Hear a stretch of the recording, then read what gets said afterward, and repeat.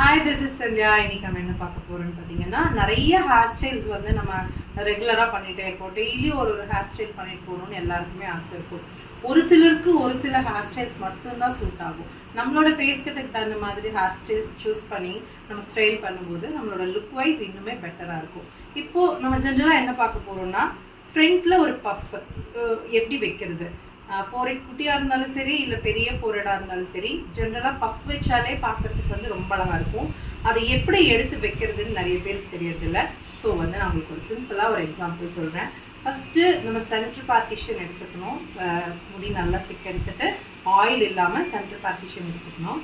அதுக்கப்புறம் நம்ம இந்த பஃப் பண்ணும்போது என்ன பண்ணணும்னு பார்த்தீங்கன்னா, இந்த ஐப்ரோஸ் இருக்குல்ல, இந்த 2 ஐப்ரோஸோட மிட்டு, அதாவது ஒவ்வொருத்தருக்கும் ஒவ்வொரு மாதிரி இருக்கும். எனக்கு வந்து மிட்டு கொஞ்சம் இங்கே தள்ளி இருக்கும். ஸோ இந்த ஐஸோட சென்டர் வந்து நம்ம கனெக்ட் பண்ணிட்டு இந்த ஐப்ரோஸோட மிட்டில் இருந்து அப்படியே கொஞ்சம் டைரெக்டாக வந்து லைட்டாக ஒரு கிராஸ் பண்ணி எடுத்திங்கன்னா ஒரு சைட் வந்து நம்ம ஃபினிஷ் பண்ணிடலாம்.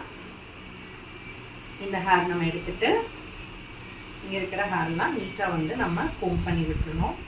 அண்ட் சேம் அதே தான் இந்த சைடும்.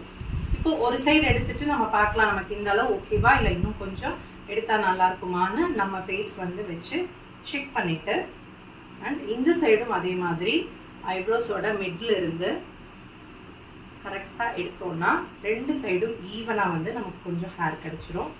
அதுக்கப்புறம் இங்கே இருக்கிற ஹேர்லாம் நீட்டாக நம்ம கோம் பண்ணி விட்டுட்டு இந்த ஹேர் மட்டும் எடுத்து நீங்கள் பஃப் பண்ணிங்கன்னா பார்க்குறதுக்கு ரொம்ப அழகாக இருக்கும். அதாவது நம்ம உள்ளுக்குள்ளேயும் வந்து கொஞ்சம் ஹேர் எடுத்து ட்விஸ்ட் பண்ணி நம்ம பின்ஸ் போட்டு ப்ளேஸ் பண்ணிட்டு கூட பண்ணலாம்.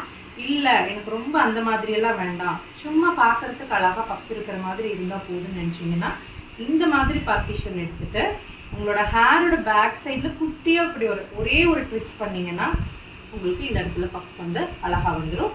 இதுக்கப்புறம் வந்து நம்ம பின்ஸ் போட்டு இதை வந்து சேவ் பண்ணிக்கலாம். ஸோ எல்லாருக்குமே இந்த மாதிரி பஃப் சூட் ஆகுமான்னா சூட் ஆகாது. ரொம்ப முன்னாடி ஹேர் நிறைய இருக்கிறவங்களுக்கு இந்த மாதிரி தூக்கி ஒரு பஃப் போட்டுட்டு அதுக்கப்புறம் கீழே ஏதாவது ஹேர் ஸ்டைல் பண்ணிங்கன்னா பார்க்கறதுக்கு ரொம்ப அழகாக இருக்கும். உங்களோட ஹேர் டைப்பும் உங்களோட ஃபேஸ் டைப்பும் என்னன்னு சொல்லுங்கள். உங்களுக்கு சூட் ஆகிற மாதிரியான ஹேர் ஸ்டைல் நெக்ஸ்ட் வீடியோவில் அப்லோட் பண்ணுறேன். தேங்க்யூ.